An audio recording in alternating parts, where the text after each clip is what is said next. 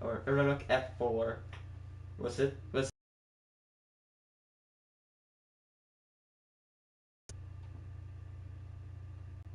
the Parsons example. That is Roanoke F4. Oh my god, yes. Wait a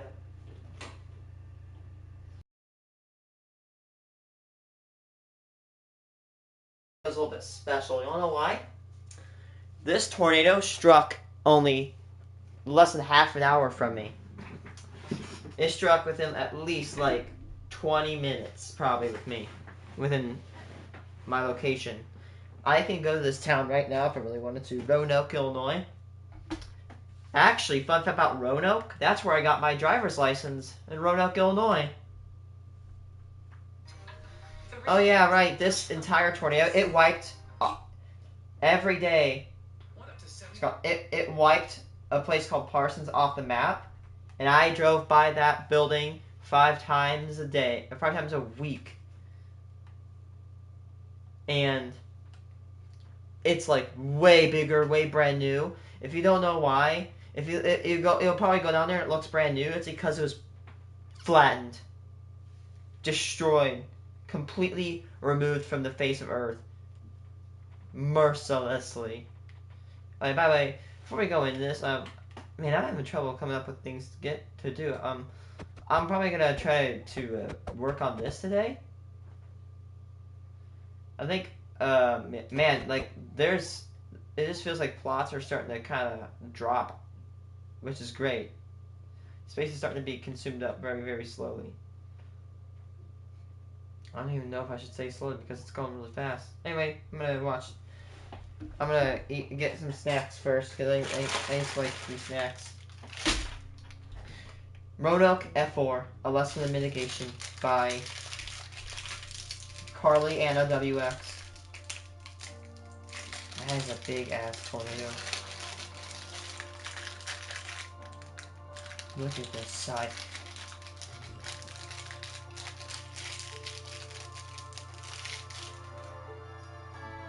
You may not. Our claim to fame of weather is that we are the home of the tri-state tornado, the most devastating tornado in U.S. history.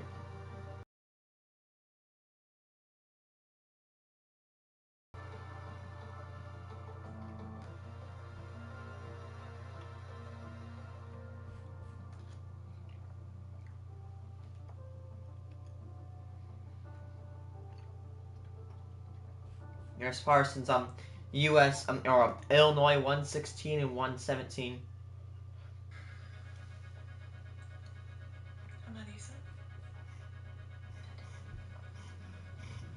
Hmm.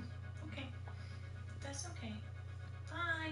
Hey everyone, welcome back to my channel. My name is Carly. Thank you all so much for the support on the She has my video. exact same mic. It was a huge project for me. It took me a really long time to work on, and I'm going to try to work on some shorter content moving forward. I know that I can be long-winded, so yeah. Thank you for the support. If you want to support the channel, the best way to do that is to make sure that you're subscribed, to like the video, you can comment if you want, or you can do none of those things, and that's fine too. I just appreciate your time and for being here. As always, if you want to follow me on social media for more daily updates, you can do so at Twitter or Instagram. Both of the links are in the description. Oh, and I guess Threads now too. I'm on Threads, so you can check me out there. With all of those things out of the way, let's just get right into the video. 2004 Roanoke, Illinois tornado.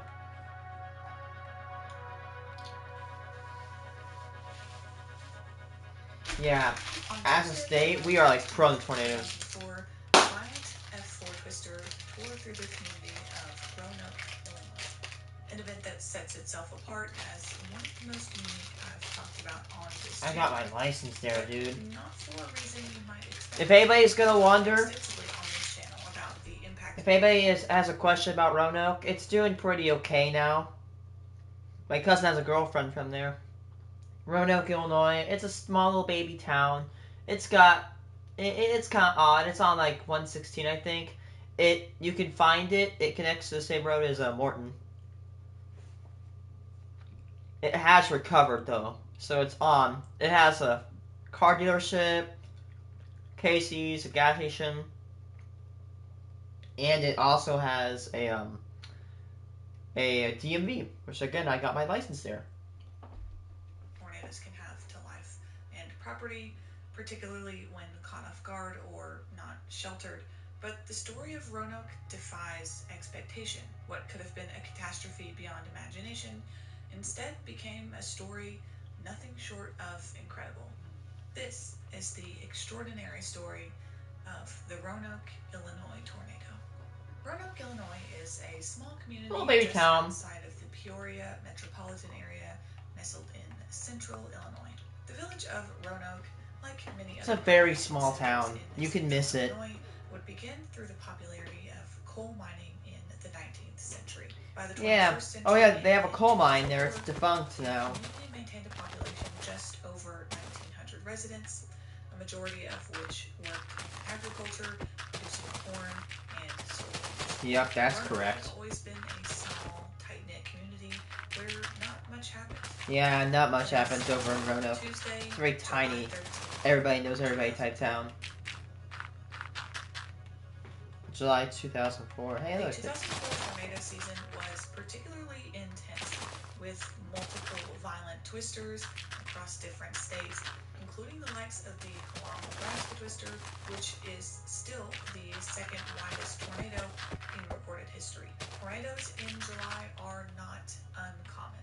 Northern Illinois is considered somewhat a hotspot for an elevated tornado risk during this time of year. Oh yeah, we with get several tornadoes other all the states time. in the Midwest. With all the extra heat in the air, these kinds of events usually have extreme amounts of heat or potential energy for storms to feed off of, which makes for a highly unstable atmosphere and explosive. Oh, by the way, in 2004, here's what I love about low this pressure tornado. system Is that the Parsons plant, if you're going to wonder how many people died from the Parsons plant, no one. Everybody was calm and secure, and they took shelter without any flaws. Shout out to the Parsons crew because they turned a devastating situation and turned it into a life-changing situation, like a life-saving. There could have been, everybody could have died in that building because it was basically flattened, but no, they all took shelter calmly and neatly, and that saved a lot of lives. Shout out to the people in Parsons, man. I have classmates that work in Parsons today. Again, I have to say, Parsons plant. It's on the corner of southeast corner of 117 and 116, and it was completely destroyed by the F4. And they've actually currently rebuilt the factory today. It produces like steel or something. I don't even know what it does. I think it works with steel, but there's a lot of good people that work there. Some of the people that work there are my classmates. Again, as I said. Again, yeah, Roanoke is a town where tight little community. It's a cute little town. Easy to miss. Closest interstate to it is I-39 to its east. Central and eastern portions of the U.S. Along with the system, a prominent mid-level jet, and Cape values forecasted to be over 4,000 joules per kilogram. The That's elements strong. were really coming together for a classic July severe weather setup. In light of this increasingly volatile setup, by Tuesday, July 13th, the day of the Roanoke tornado, the SPC issues a moderate risk of severe weather with a 15% tornado risk. And not only was there the threat for tornadoes, but very large hail and even the mention of a derecho wind event later in the evening. Ooh. Alexa, what day was July 13th, 2004? July 13th, 2004 was on a Tuesday. Oh, I'm about to say, if it's a Friday, I'm gonna be like, ugh. Is already saturating the atmosphere with dew points in the 70s and Cape quickly rising well over 3,000 joules per kilogram. Shortly after, a severe thunderstorm watch was issued for northern Illinois, along with a highlighted area of Yep, that was in my county. in the short My county was in it. storms that had already began to form Oh yeah, right. I think Woodford is still in a. Woodford is where Roanoke is. Area of the atmosphere, That's my county. and the event is officially underway. By 2 p.m. in this highly unstable atmosphere, one of the supercells that had already formed Again, in the a really great way to find Roanoke. was progressing. It's like 20 miles, I think 20, 30 miles east of um of Peoria. It's north. It's directly north. It's almost directly north from Eureka, Illinois, where I went to high school, and it's directly east from Metamora, Illinois, and it's southwest from Benson, Illinois. And Benson, Illinois almost got clipped by another EF4. I didn't know if I should say another because actually this is an F4, and then later then an EF4 almost destroyed Parsons yet again. Yeah, this is the one that destroyed Parsons. This is really notable for where I live. This is one of the most severe storms ever. With the help of the 30 to 40 knot wind shear present, the rotation was only continuing to increase, and the Roanoke tornado was very quickly forming. By 2:34 p.m., in the same minute that the tornado warning is issued by the National Weather Service, the Roanoke tornado has fully formed and touches down in Woodford County. My county!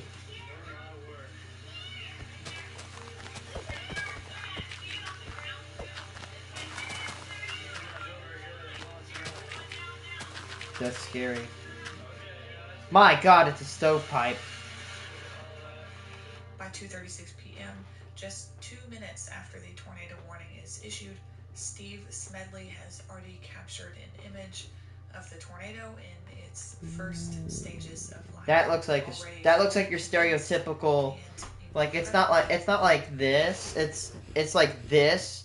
Like your stereotypical stovepipe EF/F4. Like that's I just know that's gonna be strong. When a stovepipe is that thick, that just gives me EF4 vibes. Why is YouTube not wanting to play? The twister begins in 1600 north. 160. Here at F0 to F1 intensity. It's in rural landscape. That's a great thing about tornadoes in Illinois is that if it's central Illinois and southern Illinois, and it's not northeastern Illinois, then there's not going to be a whole lot of fatalities. Tornado is already quite. Yep, there it is. See, look. So this picture is actually there's the car dealership. If you don't know, Roanoke, Illinois has a Ford dealership, and this is facing west on 116. If you don't know how Roanoke works, is that I'm not drawing. So like, what's it called? 116 comes in like this, and then it goes up and slants like that. This is where the camera's taken, and it's facing this way, like this. No.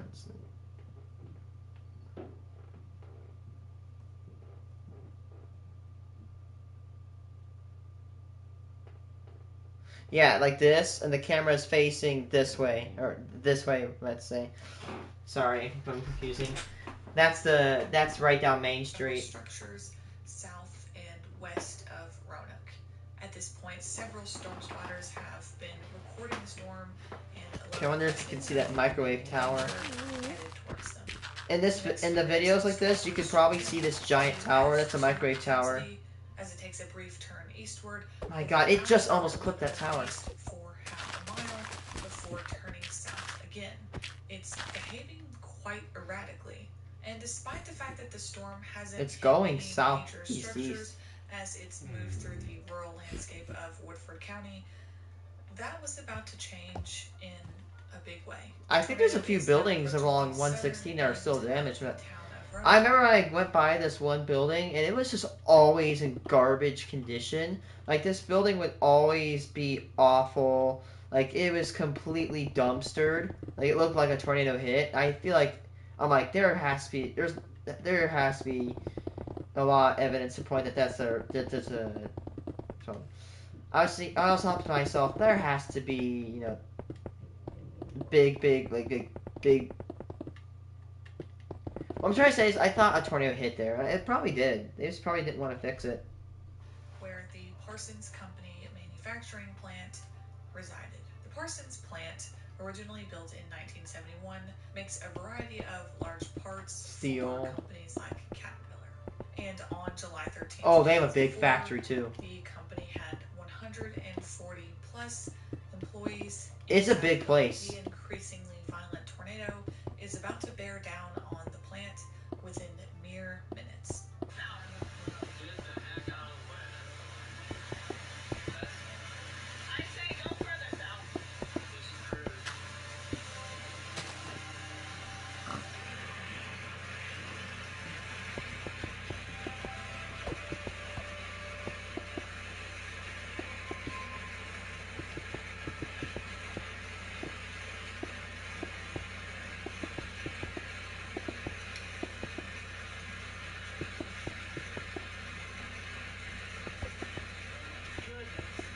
But here's where the story of Roanoke separates itself from what should have really been a tragic one. By the time the Twister has reached the proximity of the Parsons plant, in just those few short minutes, thanks to the storm spotters relaying information to the Parsons plant and the fact that they had a NOAA weather radio, the Parsons team had already activated their emergency plan. In the final moments before the plant takes a direct hit, the emergency manager takes one final look outside at the massive funnel before taking shelter. The Twister increases to F4 intensity and makes a direct path through Parsons Manufacturing. That is huge. Look, yeah, look at that debris. That's all debris right there. Sorry, sir, I can't see it because you're filling with a potato.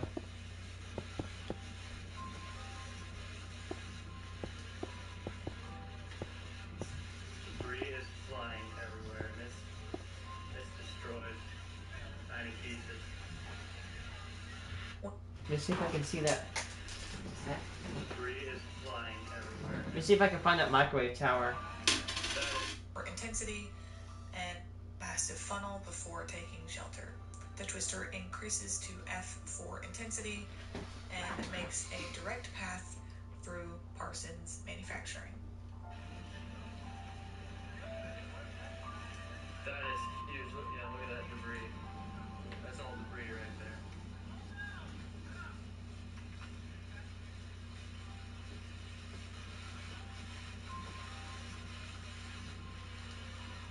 I can't see the tower. Debris is You know, there's a giant microwave relay tower really close to the plant. It narrowly got hit by this tornado, and it's still standing today. I recall the feeling of being pulled and dragged on the ground as if they were all going to be sucked out of the building. Vehicles are thrown into the plant, steel beams and metal siding, all of the things that are inside a large manufacturing plant are being tossed around and launched like missiles, some of which would ultimately be found 3/4 of a mile away from the original plant location. After hitting the plant directly, the Roanoke Twister continues on its path eastward at F3 intensity, where it's about to brush across 4 farmsteads located 1 mile east of the plant. Throughout this entire process, those 2 local chasers are still on top of this storm, recording every moment. The Twister approaches the 4 farmsteads with all of the debris of the plant now inside of it. wow. This is so unreal. I'm so close. There's more debris. Oh my goodness. It's perfectly clear, and that thing's coming. It's going right at this house over here. We don't get hit by it. I'm gonna go get behind it so it doesn't come. It's gonna hit the church. Please don't let that happen.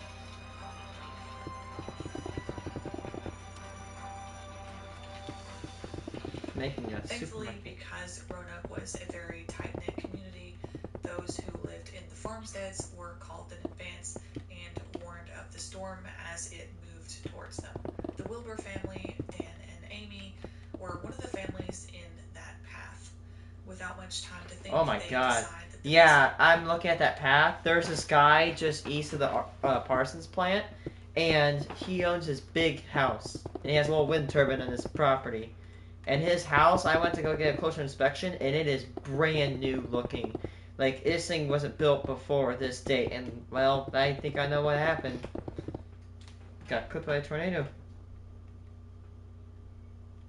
Line of action is to get in their car and try to get out of This factory almost got destroyed by a tornado twice. That was until they actually Oh, it almost got destroyed again. and see the tornado for the first time in the rearview mirror. The tornado was right on top of them and their newborn baby, which was with them at the time. And of course, this is a seemingly impossible decision to make. Do you take your chances to drive away from the storm, or do you take your chances? Yeah, maybe. I don't know if I really like the color red. Ultimately, Dan and Amy Wilbur and their newborn baby I'm not decided too to sure. run to the neighbor's house. The two families huddled together in the basement while the tornado, in their own words, disintegrated the house on top of them. The twister bore down on two farmsteads here in its path, which were completely blown away with only the basements remaining. Just after 2:45 p.m., the Roanoke tornado has moved through roughly 8 miles of largely rural landscape in its That's short a life. great thing Now, about it's where I thought to live, is cause that when a its tornado final bit of hits, damage there's barely on anybody County that's Roads affected. 1300 North and It's not like a 1700. giant, heavily populated area. Break it up. Just break it up. Like it's getting smaller. In its last breath of life, the tornado causes significant damage to two final homes in its path before curving sharply to the southeast. And finally, at 2:54 p.m., just 20 minutes after its conception, the Roanoke twister dies off.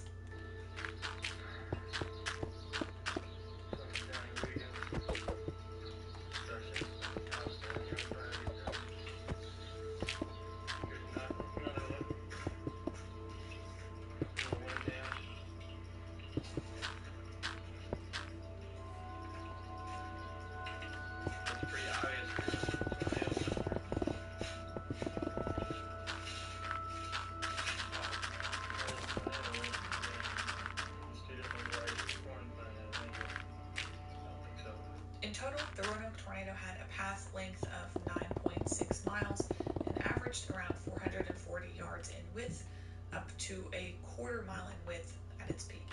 And although the Roanoke tornado was certainly the main event in regards to tornadoes, the thunderstorms ultimately would go on to form an intense squall line that resulted in a derecho event across the Ohio Valley in the evening and overnight hours. In the immediate aftermath of the Roanoke tornado, although it was evident that not many structures were hit, the Parsons manufacturing plant was a wreck. Looking at the damage to the plant, I can completely understand how someone on the outside might assume that not everybody made it out of that building safely, and those Quite the people contrary. would be completely wrong. The most shocking and incredible part of the God, yes. and intensity, particularly over the Parsons plant, there was not a single fatality or a single serious injury. Minutes after the violent storm had struck the plant, employees began taking a head count of each person as they came out. Looking at the level of damage, they were pretty certain that not everybody was going to have come out.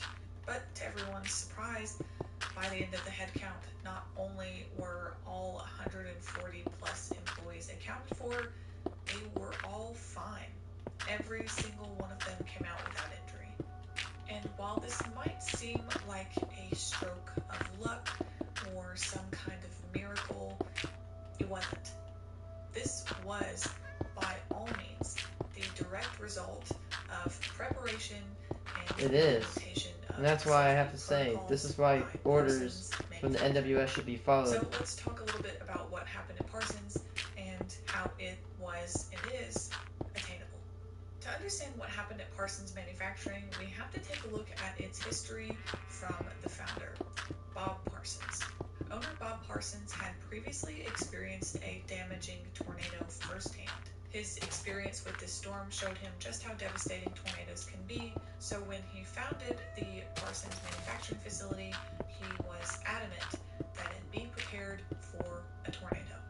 When the original facility was erected, included in the design were 3 separate concrete and rebar reinforced restrooms, which made viable storm shelters strong enough to withstand even a violent tornado. And not only that, Parsons ensured that even though there were no federal regulations that required companies to include tornado drills, Parsons Manufacturing participated in several timed tornado drills and exercises every year. So on July 13th, 2004, Parsons Manufacturing and its employees were more than ready to implement the drills that they had been practicing for years, and they did so perfectly. Here's a timeline. At 2:30 p.m., 1 minute after the severe thunderstorm warning was issued, the team was already starting to implement their severe weather plan, which included having trained spotters on the job confirm the storm from their location as it was beginning to form a tornado. Actually, the weather band had went off and it said a severe thunderstorm warning for the Roanoke area, and at that time Laura was looking out another window, and that's when she saw, I guess, the tail of it. Everybody is about 150 people, all who've experienced regular tornado drills, one even recently, and all who survived unscathed. 1 minute later at 2:34 p.m., the same management had already announced over PA for everyone to get into their waters, and without the NOAA weather radio that they had inside the facility, the employees likely would have never heard a tornado siren outside, and in 2004 there were no tornado warnings on cell phones. It was very loud. It was like having your head stuck in a street sweeper. You know, it was just a sweeping sound. And the pressure changes your ears. You can feel it in your ears. And when I was standing there, That's one of the most common things of here is that it affects your ears. I felt so insignificant, so small. You know, it's a humbling feeling. By 2:38 p.m., just 4 minutes after they announced on the PA for everyone to get into shelter, all 140 plus employees were in one of the 3 storm shelters, and the manager was doing their final sweep to ensure employees were in the shelters before the tornado hit. This was a direct result of the fact that they not only had tornado drills, the employees were more than familiar with the emergency protocol, they knew exactly where to go, and they practiced it every year. We had 3 different shelters, and it was different for all of us. And I don't know if it's because, like, I heard we were in the eye of it from what some people were telling us, my shelter that I was in, and if that, you know, makes the experience different, I'm sure it does. And that was what was incredible, too. It was almost as if we were all in different storms. And this is something that's been studied a lot in social science and included in multiple case studies on different fatal tornado events. When you physically practice your plan of action, when you go to your tornado safety spot, when you know where it's at, when you have things prepared, you are a lot more likely to perform that action well and under stress when you've done it before physically, in the event that you maybe only have a few seconds or a minute to actually get into shelter when you start to panic. I found a great presentation on this event and the safety implementations done by the Lincoln, Illinois National Weather Service office. So I'll have that linked below if you want to see a full breakdown on the preparation and implementation of safety done by the Parsons plant.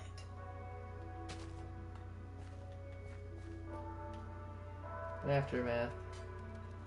In total, there were no fatalities, no serious or critical injuries. There were 10 minor injuries. One of those minor injuries was a cut on the head of one of the mothers who rode out the storm in the basement in the farmstead. Heads bleed a lot. She required 6 stitches, but made a full recovery.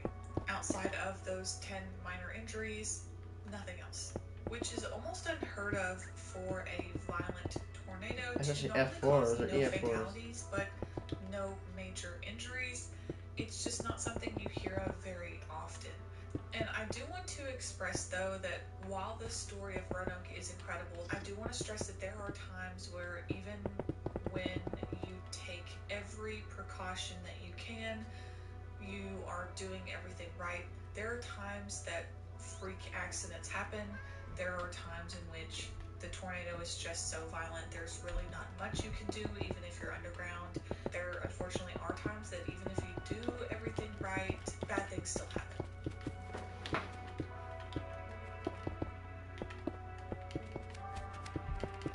The survey of the Roanoke, Illinois twister was conducted on July 14th and 15th by the local National Weather Service offices. Of course, it was rated using the old Fujita scale, which wasn't implemented until 2007 or 8. The National Weather Service ultimately rated this twister in F4, with notes that winds likely exceeded 200 miles per hour over the plant. The survey also found the average width of the tornado to be just over 400 yards, including in the area where it hit the farmsteads, which meant that the farmsteads, which were completely destroyed, actually were not even in the center of the tornado circulation, rather about 100 yards outside of it, and they were still flattened.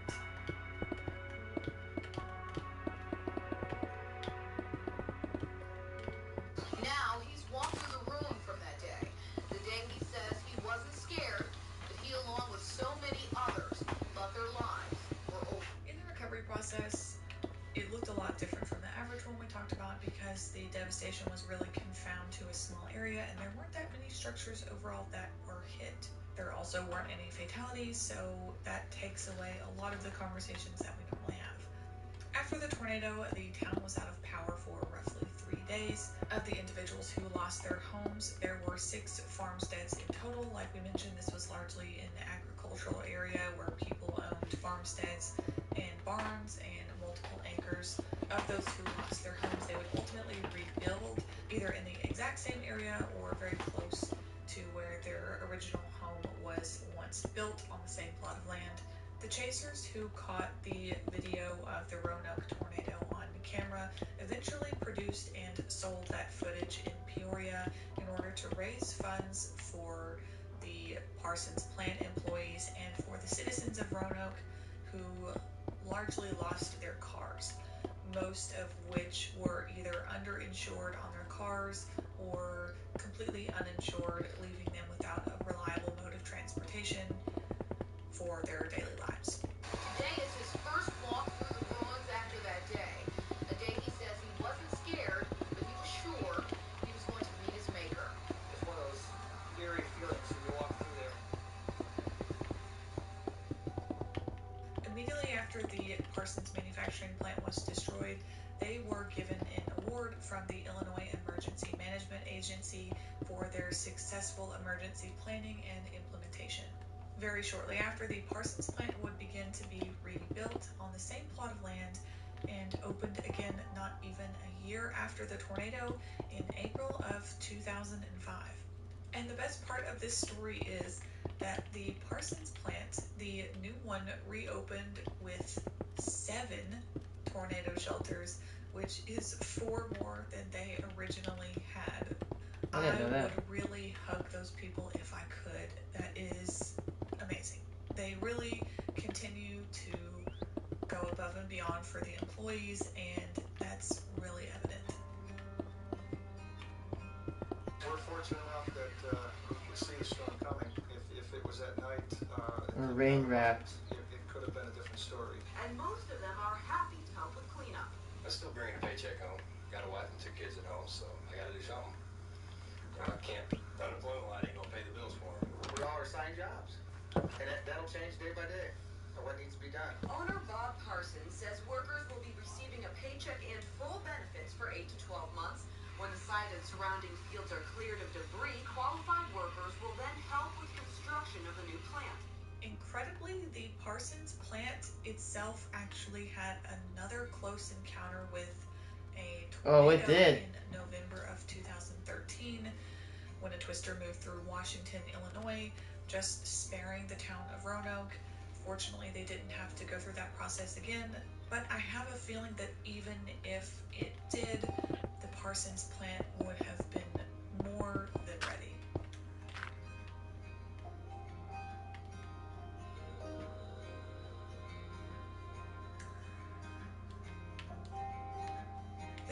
like the Roanoke, Illinois tornado is so important because it emphasizes to us why there are so many safety measures in place and why they can and do make a difference. It's also a story that gives us hope as individuals and employees that there are measures that can be taken to protect us during these storms. It doesn't have to be a miracle that people survive tornadoes. It's a very real and very attainable goal to prevent more storm-related fatalities by being educated on what to do should it come in your direction. To me, talking about the Roanoke tornado only reignites my frustration about the Mayfield event, bringing again to question why there were so many workplace fatalities when there was over an hour of a warning for a lot of these places. There was just absolutely no excuse as to why there were people on the other side of a building when there was an hour of a tornado warning and not everybody was in a shelter and managers weren't able to come up with answers for people and people lost their lives. A lot of people. Yeah, there's that. I hate so that frustrating candle for me factory. that The not only managers are can all all these like things happening on a smaller scale, freaking go even on away a because larger guess scale, what? tornadoes They blocked the still are doors and required for caused workplaces, so many which people to is lose their a little lives over mind-boggling to me. OSHA also meaningless doesn't require any kind of thing. reinforcement for the shelters that would make even just a bathroom, for example, a viable storm shelter for a strong or violent tornado. And like the Parsons Manufacturing Company, we can see that even just adding some extra concrete and rebar can reinforce a bathroom, particularly for manufacturing plants that often use tilt-up construction, which are notoriously susceptible to wind and tornado damage. The lack of a complete disaster that happened in Roanoke, Illinois was all completely thanks to the people who prepared for an event just like this one. Ultimately, the resilience and preparation of the people of Roanoke was what really made this story stand out as one of the most unique that I've ever talked about on this channel. Anyways, that's all I have for today's video, everybody. Thank you so much for being here. Thank you for your time. If you want to support me or the video, if you liked it, make sure you're subscribed. Here's a video from the Quad State. It's the Gingerbread House Toys anniversary sale. Man, July 31st. those guys Toy stores have are like saving gone from like bargains. nothing Choose a to an candle at actual checkout, really and nice color modern determines your store. deal. This little toy store. It's a cute little store. Guys, this is a life-threatening tornado that's coming across the Hickory County line right now. It's here. It's on top of you right now. You have to be in your place of shelter. We are not talking about a small tornado. This is an extremely dangerous, catastrophic tornado that we're dealing with right now. There is zero doubt that we have incredible damage being done right now with this storm.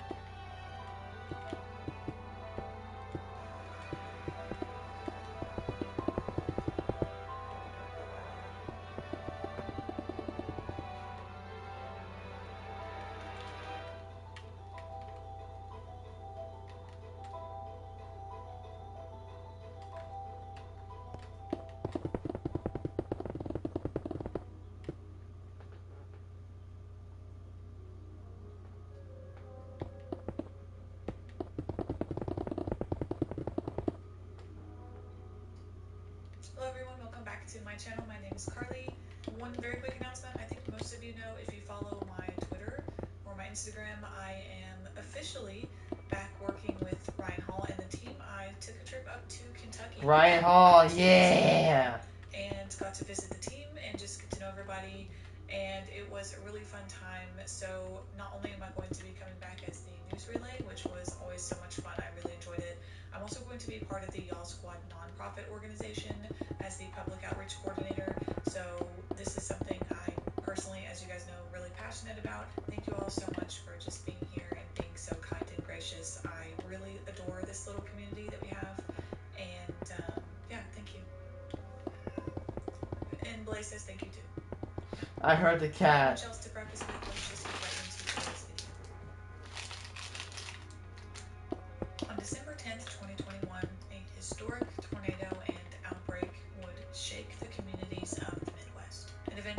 only continues I remember the to impact Amazon warehouse that rural got communities destroyed. of Kentucky to this very day. I've waited a really long time to talk about the Mayfield tornado event, and there's a lot of reasons why. I spent a lot of time trying to figure out the right way that I wanted to approach this video. I started to think about the ways that I would talk about the communities that were hit, the ways that I would talk about the victims, and through that entire process I realized that it actually wasn't something I wanted to talk about right away. The purpose of my channel, as most of you know, is to discuss the long-term implications of severe weather events. And in order to do all of that, we have to look through a wider lens. And that's not something that's possible 6 months or even 1 year after a major tornado outbreak like the December 10th, 2021 outbreak.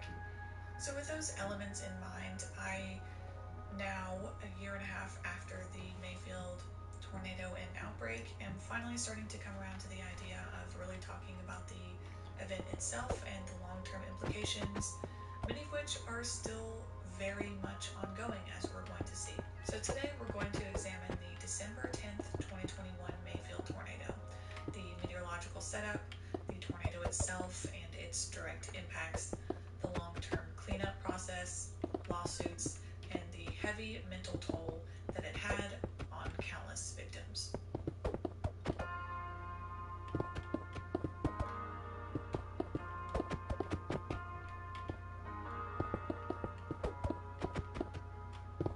Climatologically, December are not that uncommon. In fact, fall and early winter months are considered, particularly in the South and Midwest. So while it is important to note that the December 10th, 2021 outbreak was anomalous, it was anomalous because of its sheer size and intensity. So tornadoes in December or even smaller outbreaks are certainly not out of the question for the early winter months. Oh, especially like things like the outbreak that caused the Washington EF4. December tornado outbreak. Let's take a look. On December 4th, 2021, the Storm Prediction Center forecasters first began to suggest the possibility of an active upcoming weekend for severe weather. Placement and evolution of the trough was, of course, to be determined, but the models were beginning to agree on some kind of severe weather event for day 7 to day 8. 3 days later, on December 7th and December 8th, the SPC now begins to issue their day 4 severe weather outlook and discussion, and they would issue their first 15% day 3 risk. By day 2, an enhanced risk with a 10% hatched tornado risk area was placed. At this point, with the upper level trough strengthening as it moves eastward towards the Ohio Valley, this was certainly already beginning to be a favorable kinematic setup for tornadoes. To further add fuel to this fire, the thermodynamics, or the instability ahead of the system, was forecasted to, interestingly enough, increase ahead of the cold front during the evening, despite the lack of daytime heating due to continued moisture advection. And this is part of what made this event so interesting and so dangerous. This was forecasted to be an evening and overnight severe weather event. And as we know, nocturnal tornadoes are not only incredibly dangerous, they are often deadly.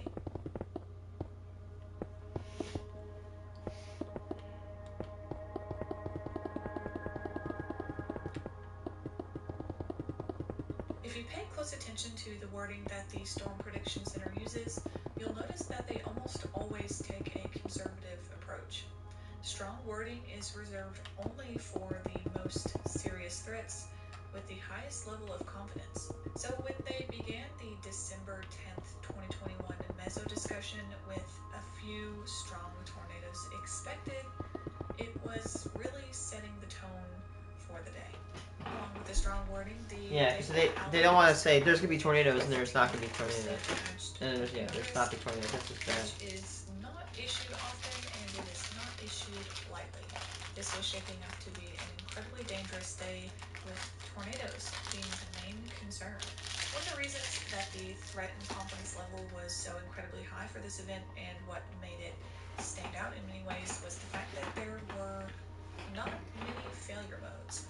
For any severe weather event, there are typically a number of failure modes, whether some prefrontal convection gets in the way of storms firing off, whether there's not enough CAPE in the atmosphere. There are some things that will limit a storm's ability or limit a system's ability to produce tornadoes, because tornadoes are incredibly intricate. That didn't really exist much for this severe weather day. It almost wasn't a matter of if, but when and where. By noon on December 10th, 2021, clouds are beginning to break in portions of the Midwest, and it's looking like a worst-case scenario is coming to fruition. The most anticipated fight of the decade is here. Errol Spence Jr., Terrence Crawford. Hey, super water. By 3 p.m. Central Time, the Storm Prediction Center issues the first tornado watch for southern Missouri, portions of southern Arkansas, Illinois, and western Kentucky. By afternoon hours, tiny rain showers begin to form in northeastern Arkansas. While they were small for the moment, these tiny showers were about to cause a lot of problems once they moved into the increasingly volatile atmosphere that lie just to the northeast. Just after 4 p.m. Central Time, those tiny rain showers have already begun to consolidate and form a stronger thunderstorm. This thunderstorm, as it tracks through Arkansas, would eventually become one of the most deadly and historic tornadoes of the decade. The supercell that would ultimately spawn the Mayfield tornado has just taken root and is rotating over northeastern Arkansas. And so, by 5:51 Central Time, the National Weather Service in Little Rock, Arkansas issues the first of many tornado warnings associated with this storm. Although a tornado warning had been issued, it was only for the broad rotation at this point. It hadn't actually made contact with the ground, but that was about to change. At 6:41 p.m., storm spotters report for the first time seeing a funnel cloud associated with this supercell, one that was now almost touching the ground. A tornado was imminent. And finally, just after 7:06 p.m., the infamous Quad State tornado, as it would be called, touches down in Craighead County, Arkansas.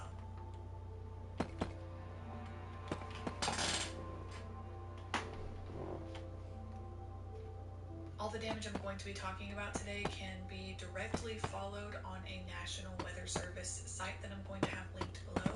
You can follow each damage indicator as I'm going through. If you are more damage curious, assessment you're more than tool welcome to. base. It is in the description for you. In the first few minutes of its Cool. life, the Twister is over a rural stretch. It's moving at EF0 and EF1 intensity over county roads, namely Highway 18, where it takes out its first power lines and crosses through its first homes, which are given an EF2 rating around 115 miles per hour. The storm would very quickly begin to intensify just after touching down and is rapidly moving towards its first area of real population, Monette, Arkansas. As it approaches the northern corner of Monette at around 7:20 p.m., a PDS tornado warning is issued once again to signify the severity of the situation for the town. The tornado reached EF3 strength for the first time in its life as it moves over dozens of structures in Monette, including 2 industrial buildings which were destroyed on the western edge of town, and the Monette Manor. The devastation at Monette Manor drew the most media attention at the time because there were an uncertain number of not only residents in there were rumors of entrapments and possible fatalities for the first time in this entire event. In total, 20 of 70 residents and employees were trapped underneath the building, requiring rescue, and very tragically, 1 resident lost their life in the Monette Manor. The first fatality of many from the rest of this supercell's life.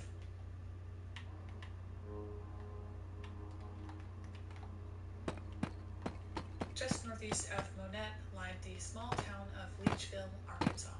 The tornado fortunately did move through the northern edge of Leachville rather than moving directly through the town's center, which was somewhat of a good thing. Although tragically, the storm did hit a Dollar General in Leechville, where an assistant manager lost their life because they were working in the store when it hit. And you can see at EF3 intensity just how much damage is occurring to these kinds of structures when you have that kind of construction. The Dollar General, for example, or stores like it. Even an EF3 tornado, which is still strong, once the anchoring is gone or the roof comes off, the rest of the building essentially stands no chance. And that is exactly what happened here, and that is truly horrifying. It's 7:40 p.m. Central Time, and the twister is now crossing from its first state of Arkansas into its second state of Missouri. Not hitting major town centers, but still evidently causing major damage to these rural communities. The tornado in just a few minutes will cross the Mississippi River from Missouri and into western Tennessee, but not before strengthening for the first time in its life to violent intensity. On the National Weather Service map, you can see for the first time the EF4 damage indicators over County Highway 407 in Penobscot County near Highway J. Tragically, this surge in intensity was associated with another fatality, a young girl who lost her life in her family's home on this county road. It is also here that aerial and satellite imagery show ground scouring, as if the photos aren't enough of an indication of how intense the twister is in this area. Just after 8 p.m. Central Time, the tornado crosses the Mississippi River and now into western Tennessee. It would be here that multiple well-built homes and businesses would be struck at strong to violent intensity over a restaurant on the shoreline just before the tornado crosses over Reelfoot Lake. Tragically, a total of 3 fatalities would occur over this rural stretch of the first portion of the tornado, of which included the 9-year-old girl who lost her life. It's at this point, finally, that the first portion, or the first violent twister of 2 that the quad state supercell produces, is beginning to die off. And while the tornado dying off, of course, was a good thing for those in the immediate path, the tornado dying off doesn't mean that the parent supercell It's cycling. died off. Oftentimes, and in this case, it merely meant that the parent supercell was only recycling, dying off so that it could regather its energy once again to produce another tornado, possibly a stronger one. And that is exactly what was happening. I stumbled upon Easy Canvas prints the other day, and I Dude, am so yeah, that's not a good thing. Is that when it stops, it can recycle, and it strengthens up, and then it comes back for a butt whooping. Not long after it lifts, the parent supercell is already trying to produce once again, evident by the 3 subsequent short-lived twisters that would be produced in the next several minutes while the storm is once again gathering strength. And finally, at 8:59 p.m., what would ultimately become another horrifically violent tornado from this parent supercell touches down. A tornado that would go on to become one of the most prolific and deadly in the past decade. The touchdown begins just southwest of the Tennessee-Kentucky border, just before reaching its first population center already of Casey, Kentucky. In 2020, the small community of Casey, Kentucky only had a population of about 140 souls. Tragically, this area was about to take a direct hit from a tornado that has, by the way, already reached violent intensity. Casey was in trouble. And it will then go over toward Fulton along 307. Oh my goodness. Casey, Kentucky. I mean, remember, this is delayed, what, about maybe 2 minutes? So, really, Casey, this is on top of you. There is a violent tornado wrecking havoc right now in Casey, Kentucky. This is the highest end tornado. It's in Casey right now. This is a catastrophic tornado. Looking at the pictures, you can see just how violent the tornado is already. Immediately after the recycling process, it is causing horrific damage to this small community. Tragically, another fatality would occur here in Fulton County. After Casey, Kentucky takes a direct hit, the tornado is going to move through a long stretch of rural landscape before hitting any other major population centers. Multiple streamers and meteorologists have been covering this event for hours at this point, live on air, and while the tornado has already been devastating, there's something different about what's going to happen next. The radar presentation is starting to get that look again, forming an intense hook, and not just over a rural area this time. It's gaining intensity as it heads directly towards the populated city of Mayfield, Kentucky. If you watch this event live or if you watch the playback later, you know exactly what I'm talking about when I say there was a physical shift in the air and in the mood as the tornado approached Mayfield. Tornado warning until 9:45 for Graves and Marshall County in Kentucky. This includes Benton, Fair Dealing, Mayfield, and Simpsonia. This is the strongest tornado that I have seen in my time here in nearly 15 years. The time is up. You cannot be out on the road at this point in Mayfield. It's too late to start going somewhere else. If you're in Marshall County, you've got time to get to a more substantial shelter. At 9:29 p.m., the tornado re-intensifies and moves directly over Mayfield. One of the first main structures impacted and one of the first violent damage indicators that comes from Mayfield happens on Industrial Park Drive, where Mayfield Consumer Products at the time operated. As we know, this was the candle factory and ended up being one of the most devastated structures in the Mayfield area, where many of the fatalities would tragically occur, and also where we will be focusing a lot of our attention in the aftermath discussion. The tornado ends up striking the candle factory at EF4 intensity. In the candle factory, a total of 110 employees waited open. in bathrooms and various other areas of the candle factory as the tornado struck, 9 of which would ultimately lose their life as the building collapsed. Dozens more would be trapped in the rubble for hours. After moving over Industrial Park Drive, the twister continues into the heart of the town. Let's turn back over to the regular radar because I want to see if our debris ball is staying with us, and it is. Okay. Mayfield, guys, this thing is coming up. It is on I-69 right now. That of course may well be a mile-wide debris signature. The debris ball is now coming into Mayfield. Send some prayers to Mayfield right now.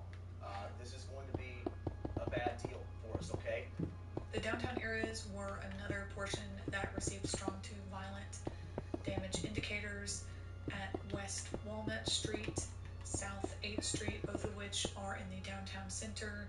In total, 24 people lost their life in Mayfield.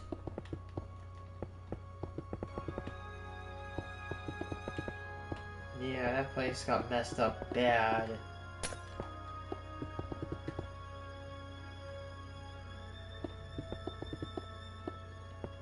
Destroyed a water tower, or that was Rolling Fork, I think. Ooh, that's a picture. Everyone is waiting on news to confirm what you kind of already know to be true. The storm is about to move over yet another lake in the Cambridge Shores community in Kentucky. Here I am once again baffled at the strength. The twister reached violent intensity with EF4 damage indicators. I remember being so shocked when I saw these beautiful, well-built lake homes completely swept off their foundations. Tragically, another fatality would occur in the Cambridge Shores Lake community.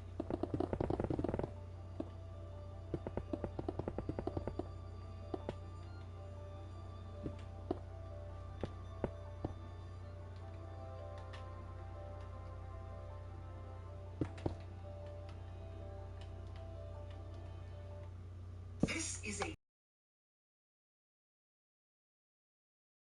Cool how it's a roll, it's a dice, but it only rolls one side.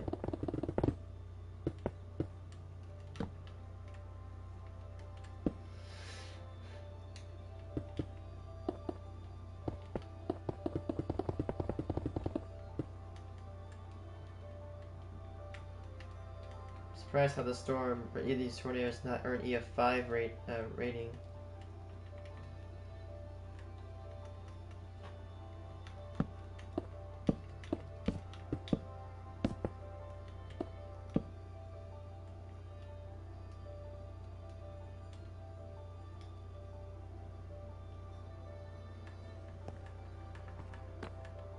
The rest of the tornado's life would be spent moving over the rural portions of Cypress Bottom. As it winds down, the fateful storm causes its very last damage to a few homes as it moves through Grayson, Kentucky. And finally, after hours of unfathomable violence and death, just before midnight, the infamous tornado finally dies off. In total, the Quad State parent supercell tracked over 220 miles through Arkansas, Missouri, Tennessee, and western Kentucky, producing 2 EF4 twisters. The outbreak of December 10th and 11th of 2021 had 71 total confirmed tornadoes, including 2 EF4 twisters, 6 EF3s, 15 EF2s, and 30 EF1 twisters that moved through the Midwest. And incredibly, for a short period of time, this outbreak actually held a record for the most tornadoes in the month of December. A record that was actually broken only a couple of days later on December 15th, when yet another larger outbreak produced 120 tornadoes across the Midwest. In total, the outbreak cost $3.9 billion in damage.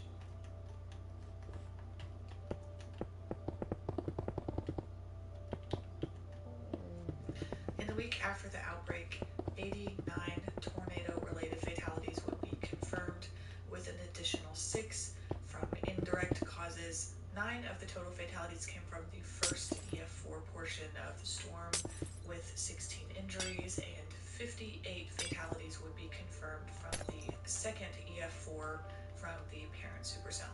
Along with those 58 fatalities, there were over 500 injuries, which is an effort. With the injuries, I always make a point in my videos to talk about the injuries. Again, 500 is a mind-boggling number of injuries from a singular tornado. And again, when we talk about injuries, we're not talking about cuts and bruises, we're talking about arm and leg fractures, we're talking about spinal cord injuries, we're talking about facial or body disfigurements, we're talking about lifelong injuries that lead to loss of mobility, loss of independence, loss of work, loss of confidence. Just keep in mind that we're talking about life-altering injuries that, impact people's quality of life forever.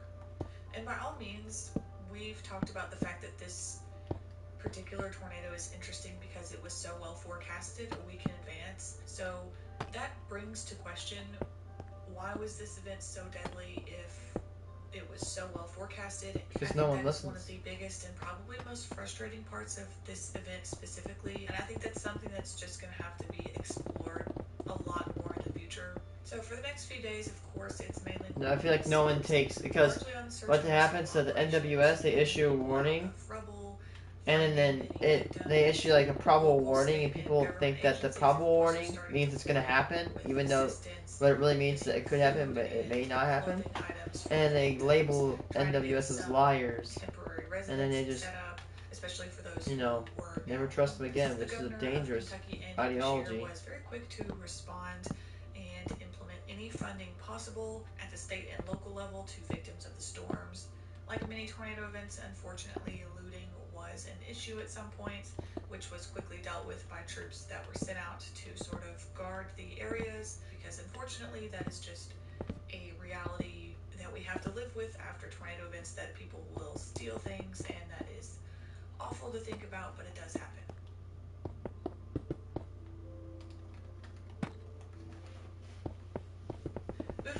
going to talk about the public response to these twisters. By the next morning, full stories were being published on the tragedy that unfolded overnight across multiple states, the widespread devastation and loss of life, and some of the emerging scandals that were beginning to come out, which would ultimately become the focal point for multiple lawsuits that we're going to talk about.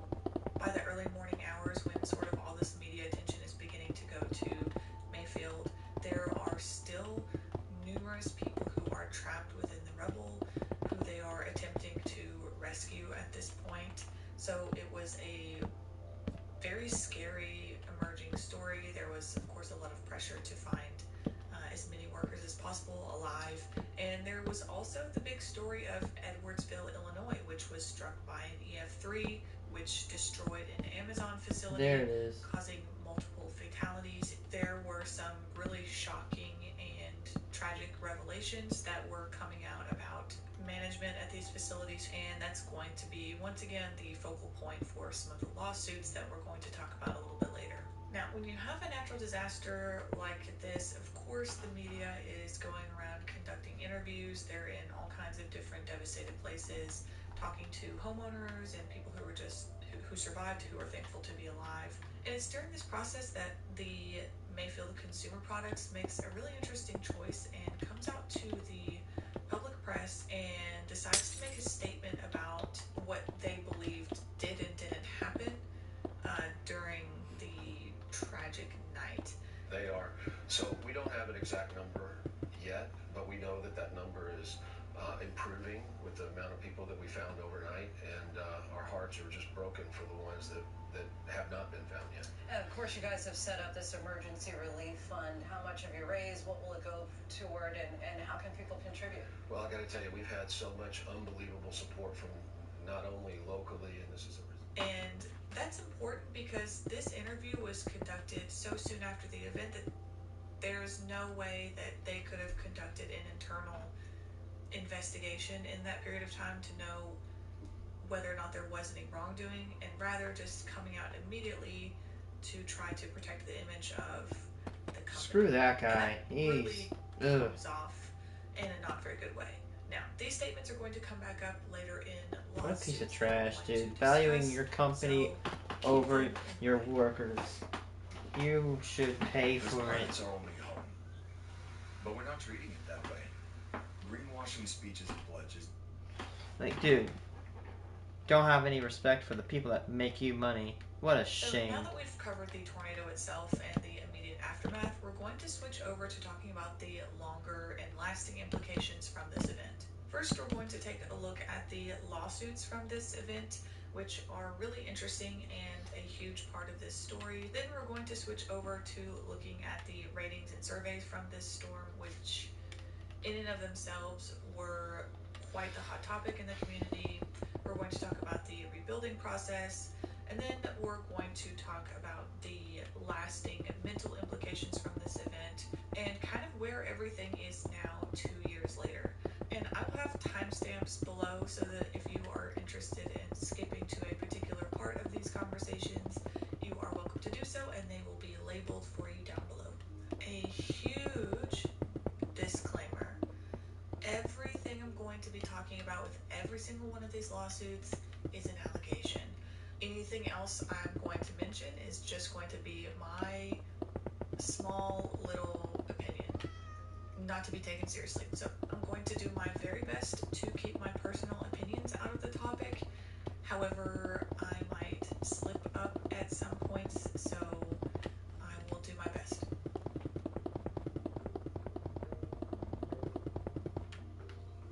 Alright, the first case, or series of cases rather, is going to come from the incident at the Mayfield Consumer Products Factory.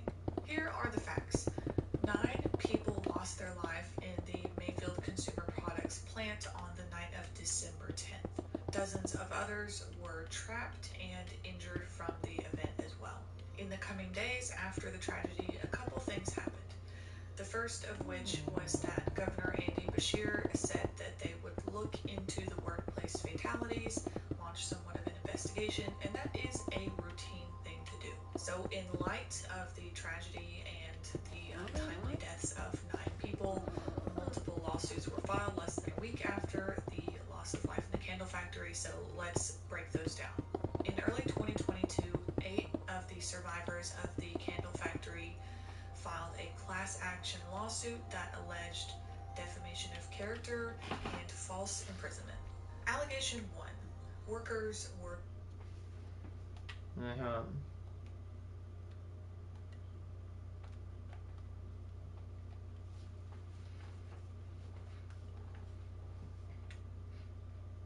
Are you on the world?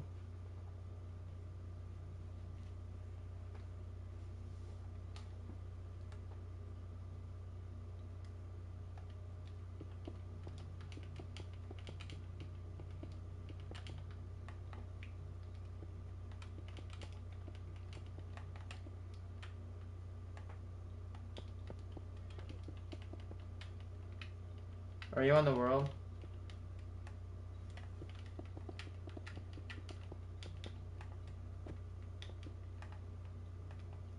Are you on the world?